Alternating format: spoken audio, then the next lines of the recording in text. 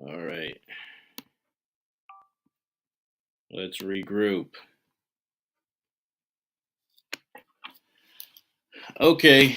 Um, no, we're not going to reschedule. We're just going to try and move forward here and uh, answer some questions and hopefully have a good dialogue. It looks like we have about 13 people here right now. If anybody wants to share the link, feel free. If you have any friends or family that are interested in the artificial kidney and the progress, um, to make sure, please let me know in the chat here. Carol, Steven, you've been excellent. Thanks so much. Let me know if you guys can hear me okay.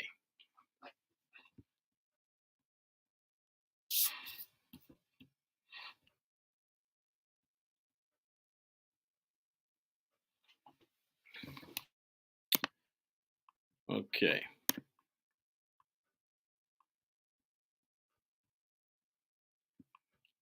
All right. So I'll take that as a yes, you can.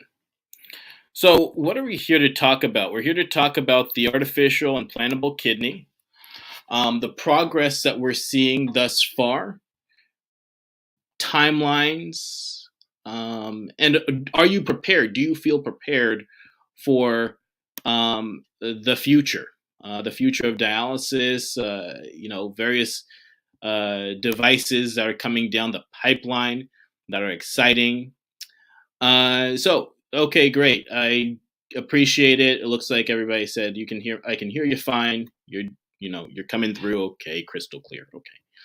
So we're using a new form of uh, live stream yard, and so it can be a little confusing at times. And we had to get on, we had to get on chat with their team, and but it looks like everything's going pretty smoothly. Okay, so let's just give a quick background here about KidneyBuzz and our connection with the artificial kidney.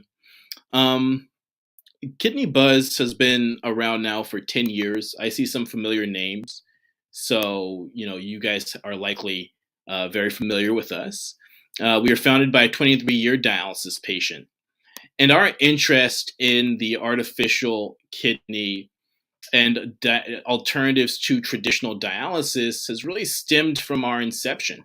We want patients to have better alternatives and a higher quality of life, and so that obviously stems from a lot of different areas, but among other things, freedom from the machine itself. Okay, so today's stream is sponsored by Artificial Kidney. Artificial Kidney News is just a platform that explores the different alternatives to dialysis that are available currently that can help improve your treatment or that are coming to or I should say that are coming down the pike. What's going to be available in the future? So that's what artificialkidneynews.com. It is in the a link is in the description, so you can take a look at it when you have a chance.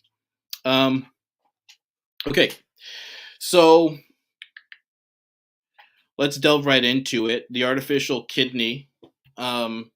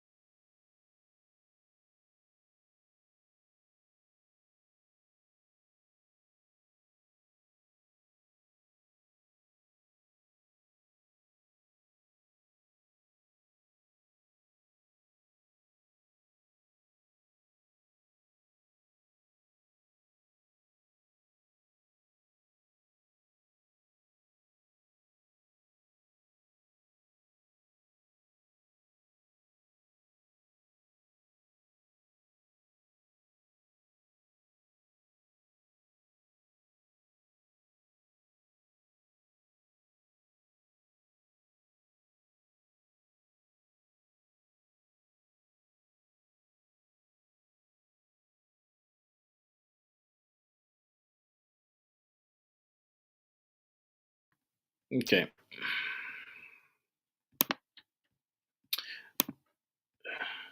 So yeah, so we had a very interesting dialogue with some of the leads there not too long ago, maybe a month or two ago. And they're very excited about the future of the artificial implantable. And hopefully we can have a couple people join the stream and kind of talk about their, their hopes for the artificial kidney. I know a lot of people are following that.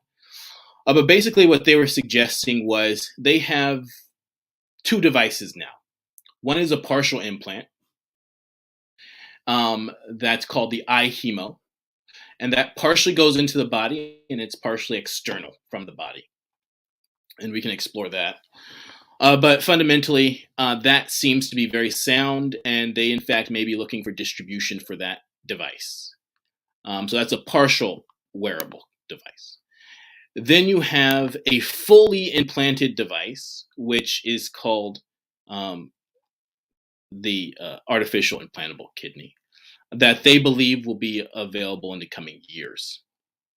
The exact date they haven't released, but human testing is forthcoming. Okay. We also have something that's very exciting, which is Xenotransplant, and that's really what I want to also do here: identify the different types of artificial kidneys. So there's, as we've seen it, 7 or 8 different categories of artificial implantable. There's the wearable devices that are showing a lot of progress. In fact, in some cases, distribution currently. You have the partial implants, which we talked about just now with the iHemo device. You have full implants. The full implants, there's 2 very popular ones right now. One called Nephrodite, which is covered here.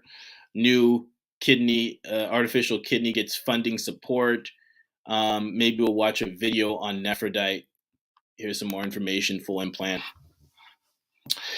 But Nephrodite goes inside of the body, and it basically does all the functions necessary to keep patients off of dialysis. But, the interesting thing here is that, yeah, you lost sound again? Got sound and video. Okay. All right. Yeah, and as you guys have questions, it looks like some people lost sound again. Well, as you guys have questions, and I will invite people if we can effectively work that. I will invite people up to ask questions or give insight or whatever the case might be. But you can drop questions in the chat, or if there's any issue with the sound, let me know in the chat so I can see it. Okay. Okay. Great. So Nephrodite is a newer device. It is a full implant. The neat thing with Nephrodite is, at least according to the most recent information released, there is going to be an external wearable detachable vest. Okay. So, this, yeah. So there's going to be an external wearable detachable vest. Let me see if this is an interesting. This is an interesting video. Let me see if this plays with sound. So I'm going to play this video. It's only about 3 minutes long. Maybe we won't watch all of it. But let me see. Tell me if you guys can hear this. We're developing a continuous functioning mechanical dialysis device called the Holly to allow patients the freedom to move around and remove the complications of vascular and peritoneal access. How it works.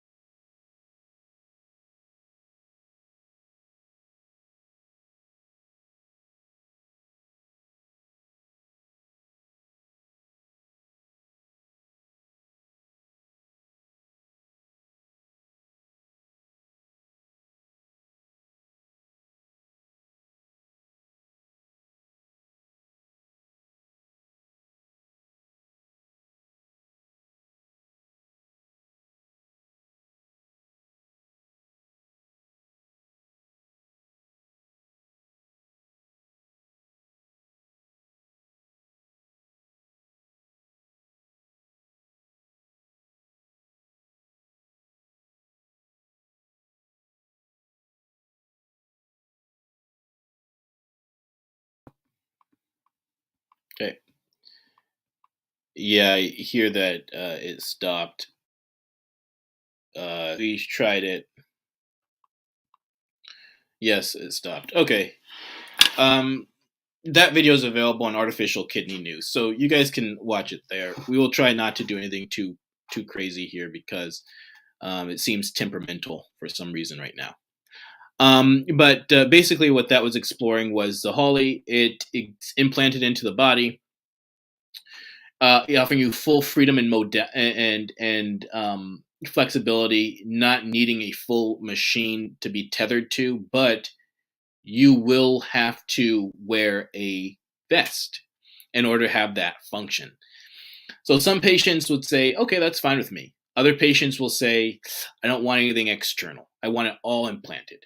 Okay. And the only device that's on our radar that's a full implant, needing nothing external, is in fact working on with regard to the kidney project. Okay. So testing for that, like I mentioned, it is forthcoming. Um, but what is also really exciting, okay, great. Thanks, Wes. Oh, okay, Francine, you said it's blank. Okay, I'm about to share something right now. What is also really exciting for patients that are interested is the xenotransplant, right? So that's very exciting because xenotransplant means animal test, an animal kidney, right? So pig is the only animal that's closely related to humans that that can be implanted. But the work that they're doing at NYU is quite because they are progressing pretty rapidly with what they believe will be a serious alternative to dialysis, especially for patients that are in critical condition or really can't see their life long term on the machine. So that's very, very promising research. They also, I believe, if I can pull it up here, the lead researcher, Dr. Montgomery, uh, kind of, I would say, went on a limb and put something on record where he suggested that this could be available in the next 1 or 2 years. That's 12 to 24 months. It could be available. Let me see if I can find that.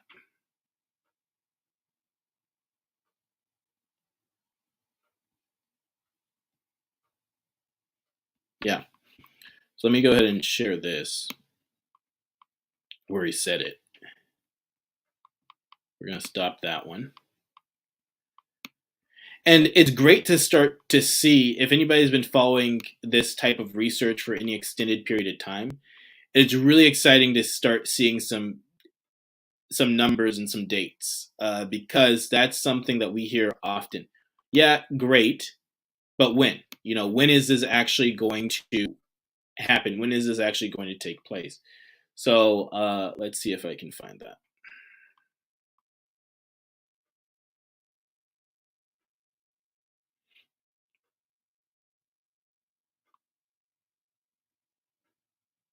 Yeah.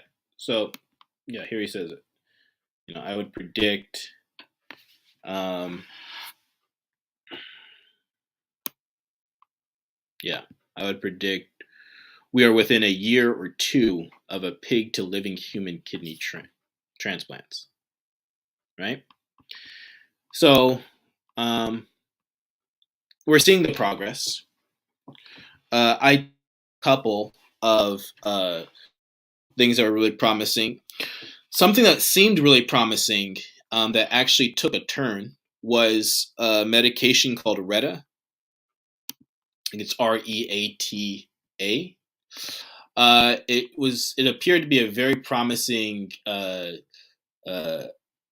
medication to help patients avoid beginning dialysis or even perhaps improving their kidney function well enough as an ingested pill to no longer need the treatment.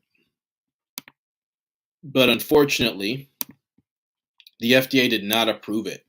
Okay, so again, you can find this on artificialkidneynews.com. But let me go ahead and share this. So yeah, so Retta um, was a kidney drug that showed. We had a couple patients of our own that were a part of Artificial Kidney News take part in the Retta studies, and it appeared very promising. But I suppose there were some side effects or some factors that the FDA did not like. So they did not approve the medication.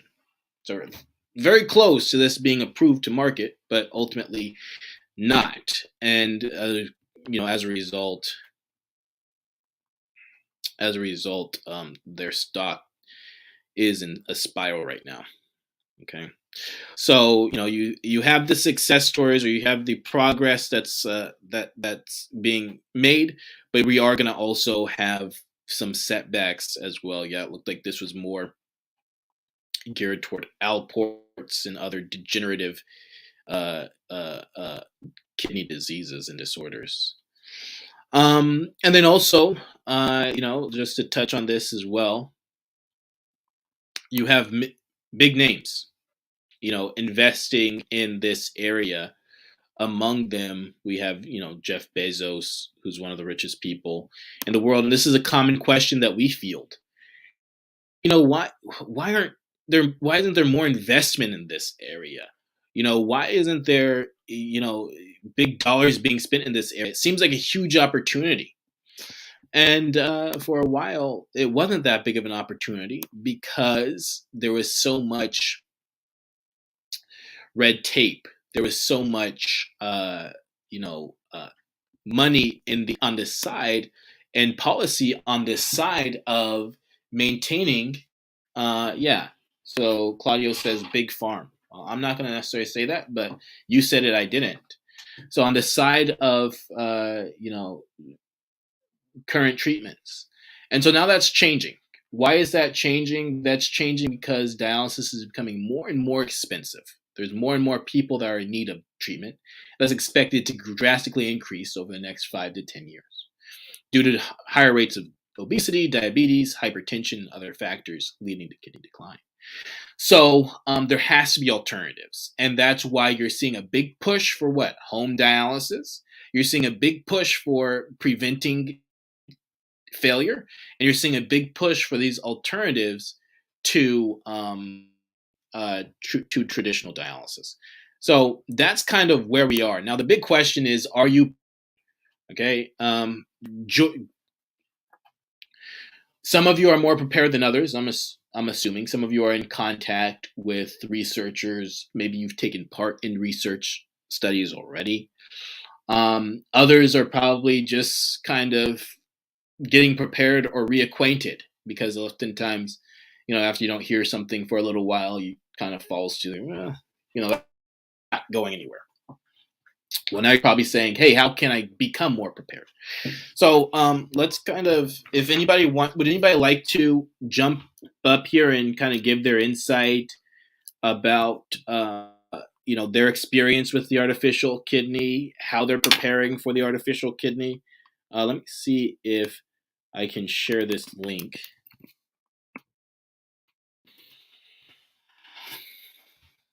Okay, so I just shared a link to the StreamYard, and I think if you click that link, it's an invite link. So if you click that link, I can invite you here on the panel, and you can give your insight too.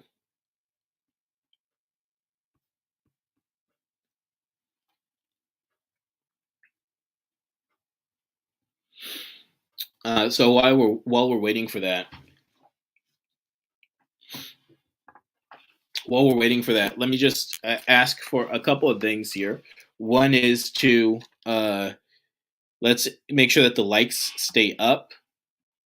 because we want the likes to be at a good rate. We only have 24 people in here right now. This is brand new, but we want the likes because that helps with the algorithm, and that helps so that more people can come in next time. This is the first time. We don't expect a whole lot of people, but next time we want more and more people. So please like the video if you haven't already. Please like or subscribe to our YouTube so that when we have these things talking about the research, talking about artificial, talking about ways to improve diet, having open panel discussions, you can get those notices, and you don't only have, you can take part in it live and not just after the fact.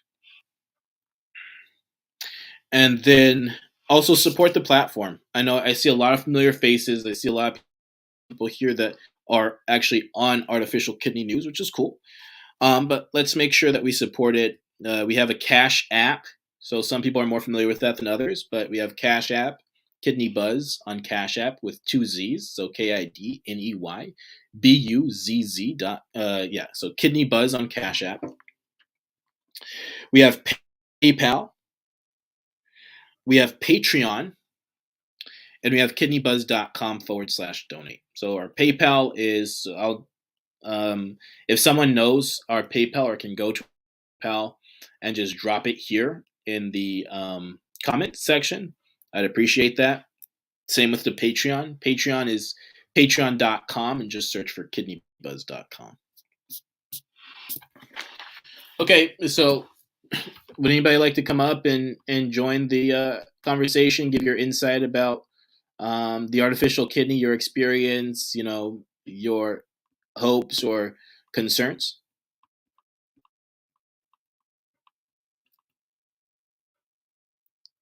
Okay. Okay, so while we're doing that, let's kind of go ahead and delve deeper into some of these areas.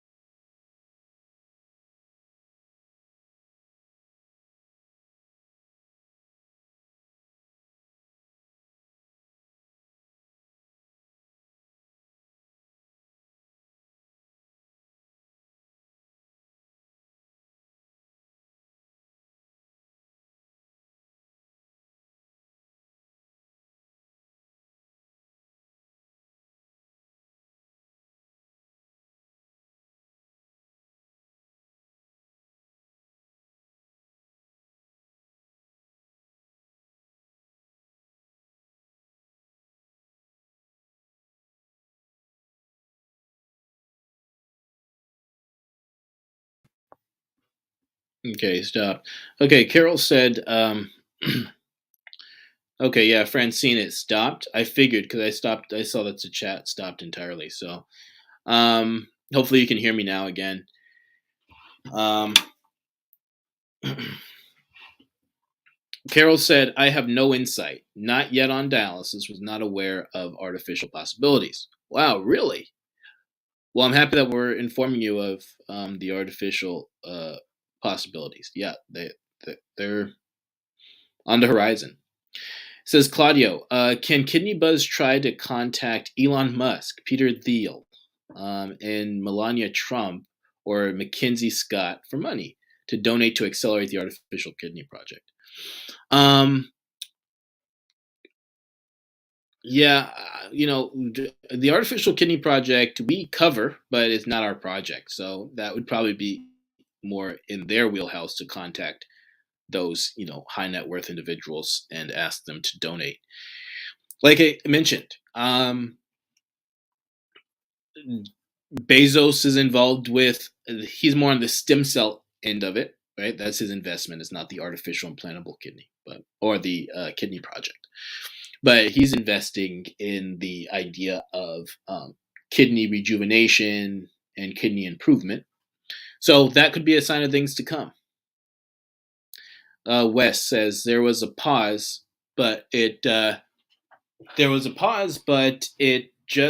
was just right because wife had to tell me something. Okay, well, good. I'm glad, Wes. Okay, so we have 17 people in here. Does anybody want to? Let me go ahead and invite people again. If you want to take part in the dialogue, if you have anything to say, you can. Okay, so yeah, what I was gonna do was I was just gonna take a quick look here at Dialysis Inc. So Dialysis Inc. is a website that's really geared more toward professionals, but it's neat because it shows the stock prices of various dialysis related companies. So I like to take a look at that to see, how people are doing in the industry and what companies are up, and what companies are kind of taking it more of a beating. So hopefully you can kind of see there are some companies that are significantly down, like AstraZeneca, GlaxoSmithKline, Amgen is up. No, Amgen is down. So Amgen's way down.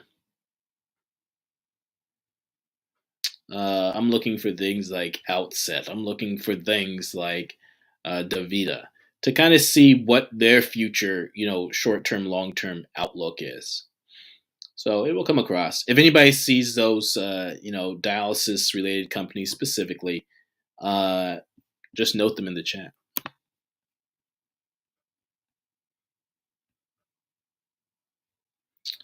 Okay. Okay, so since we don't have anybody that wants to join the panel at this very moment, unless there is some major pause, let's go on and talk about, how you can prepare for the artificial kidney. And Carol said that she's not even on dialysis yet. So, which is not a bad situation to be in at all. That's a great position to be in, right? Especially right now. Can you avoid dialysis? So let's hold on one second.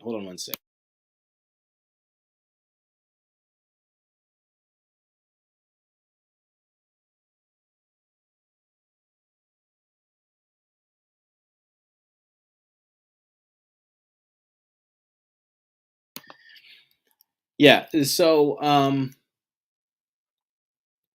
okay. So what are we gonna do here? We're gonna go ahead and explore the idea of preparing for the artificial kidney. Okay, which is likely the future of dialysis and kidney disease.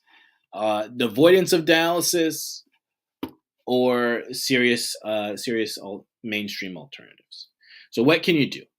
Well, you can identify where you're most interested in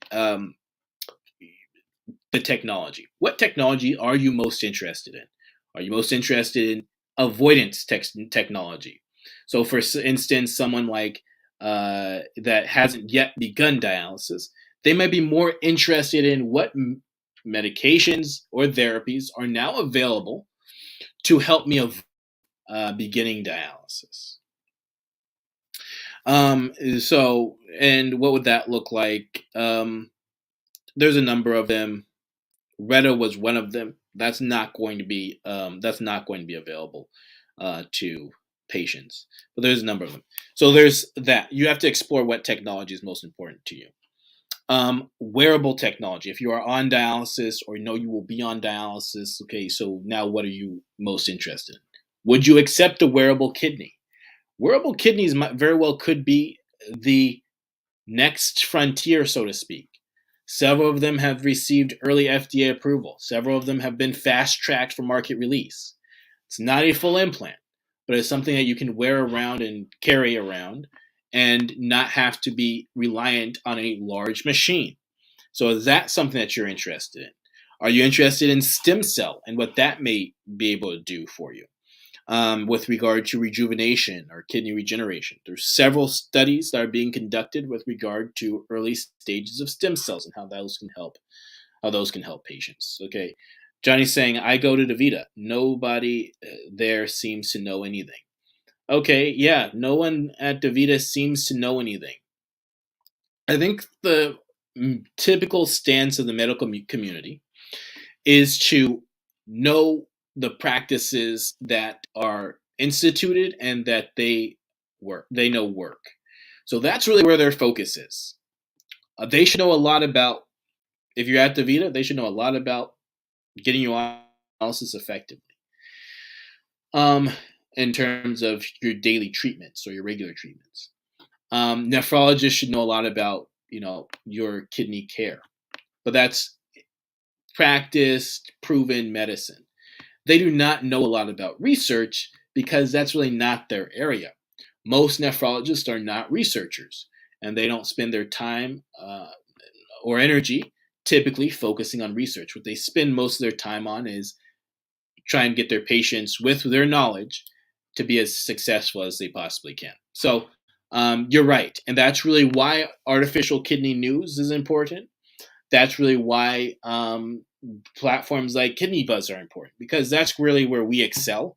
We're not only going to look at the stuff that's going to keep you healthy now and improve your situation now, but we're also going to take the time to look into the future and see what you should be preparing for. Yeah, AWAC 2.0.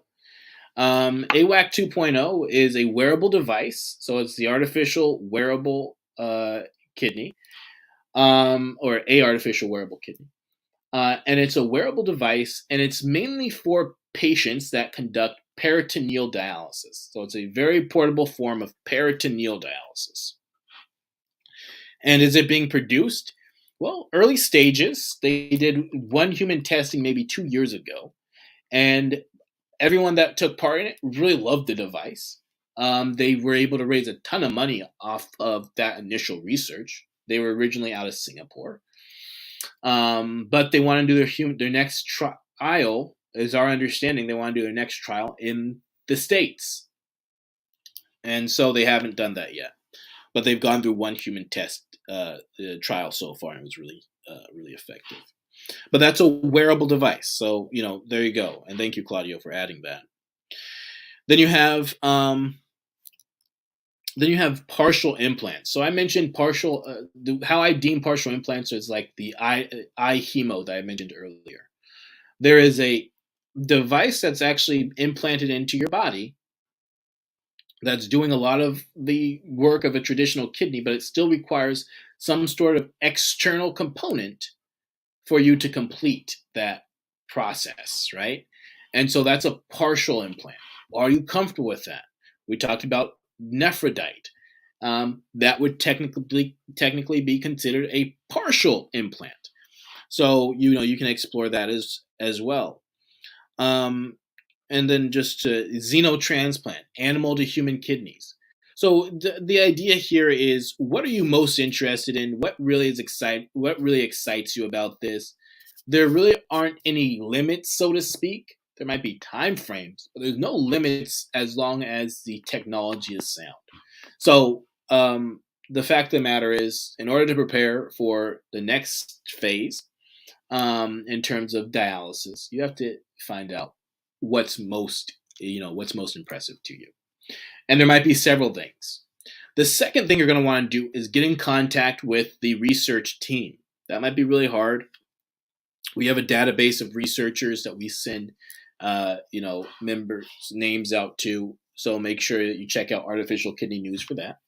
But you want to get in contact with the researchers. Just introduce yourself. Let them know that you are interested in, their research, that you would like to be considered for early stages, if you do, human testing, or just kept up to date about the news. Researchers typically are really bad at keeping patients up to date about news, and there's some things that they can release and some things they can't.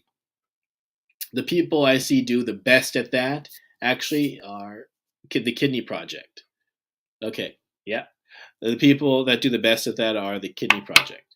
So I'm being asked to ask everyone that's watching right now, if you can, please like and share the live stream. Okay, so just like the video and share it with other people so that they're aware of it now or later. Okay, and yes, please also make sure that you uh, utilize the Cash App, KidneyBuzz, our PayPal, kim@kidneybuzz.com, our Patreon. Just go to patreon.com and search kidneybuzz.com. Maybe somebody can drop these links in the chat for everybody. There's also links below. And then also kidneybuzz.com/donate. We want to make sure that we are able to do this on a regular basis. So please do support the platform. $1, $2, $5, everything matters. It's less about the money, more about seeing that patients are actually interested in these live streams and these conversations. Okay, so Xenotransplant, huge. That's probably the biggest story that's not really touted of 2020. The fact that xenotransplants are coming through in a really big way, and they are showing tremendous progress in a very short time. Their first human test was in, I believe it was October. Their most recent human test was 2 weeks ago. And they think they can be available within as 1 year, perhaps 2. That's 12 or 24 months. And that would be something that would be very meaningful to freeing up the kidney transplant waiting list and really offering patients a higher quality of life. So we love when we see stuff like that. Okay. But anyways, the point is, identify where you want to, identify what studies most interest you, what potential breakthroughs most interest you. Get in contact with the researchers. Stay on top of it. Get in contact with them every 6 months. Okay, and also obviously you have to stay up to date on the news about the research that you're interested in, because like Retta, a lot of people were in Retta. It's very unfortunate that they were not approved by the FDA. Is that it? Does that mean that Retta is now officially over? No, they probably have to go back and make some changes. And if those changes are effective, then perhaps they can get approval. So we'll see. And then what's most important, everyone in the chat, everyone that's listening, what's most important is that you stay healthy, right? You really need to maintain your health. You really need to maintain your positive attitude and disposition, because it can get challenging dealing with kidney disease. If you're on dialysis, it can get challenging dealing with kidney failure. And even post-dialysis with a kidney transplant, it's challenging. And you can get down and, sometimes patients fall off track, which is understandable. But what's most important is that, especially if you're interested in these artificial devices, therapies, breakthroughs, and research, you want to stay as healthy as you possibly can, because you never know when you might get a call and they say, hey, you know what, Claudio, Johnny, you know what, we want you to come in and be one of the first to take advantage of this device, or we want you to take part in this study. So you want to stay as healthy as you possibly can, given the resource information that you have. And really, you can do that quite effectively. Visit kidneybuzz.com regularly. We have a number of resources there for you. We want you to be successful. So visit us on a regular basis, kidneybuzz.com. I mentioned looping into Artificial Kidney News. That's to stay up to date. And they're sponsoring this stream right now. And, we also have home dialysis news. You might want to take a look at that. But fundamentally, we're here for you as a resource. We're here for you to support you. And I know you have your own support system as well. So just make sure. I talk to a lot of patients, and they say, you know what, I'm surprised to hear about this news. Honestly, I wrote it off. I kind of gave up on it. And so when I tell them the progress that's happening, boy, they're reinvigorated. They're ready to go for another, another round, another dose. But sometimes they've fallen off. Hey, I got removed from the kidney transplant list because I started smoking again, or I gained a lot of weight, or whatever the case might be. So just stay as much as you possibly can, stay as healthy as you can, stay as active as you can, and remain engaged with this. Don't kick it to the side, because things are starting to heat up in this area. Okay? Johnny said, do xenotransplants still require anti-rejection drugs? Mine caused a severe problem and I had to go to dialysis. Okay, good question. Xenotransplants are evolving, but from what we can tell, the first round of xenotransplants, animal to human kidney transplants, will require immunosuppressant medication. Yes. Now, a goal for a couple companies that we're talking with, startups especially, that haven't even yet released their devices or their alternatives, a goal is to not need immunosuppressant medication. Okay? And when you talk about wearable kidneys, when you talk about Nephrodite, when you talk about iHemo, and when you talk about the Kidney Project, the idea there is that those devices or alternatives will not need immunosuppressant medications at all. But what comes first? Xenotransplants or alternatives? What are better for you in terms of your quality of life and your lifestyle? So you kind of have to weigh that. Yeah, if there's any other questions, I'll take those questions and then we'll kind of wrap it at this point. Okay. Yeah, so just remember, please like the video. Take a look at the links below to see how you can support the platform. You can follow us on Facebook. You can follow us on Twitter. Please subscribe to our YouTube, because we don't have a lot of subscribers right now. So we haven't really relied on YouTube, but we're going to see how this streaming works. So please get that up. Please make sure that you subscribe to our YouTube channel. And next time, hopefully we have some discussion. Hopefully some people jump over and take part in a panel discussion, so that we can get patients' perspectives as well. Because we don't want to just talk. Share information.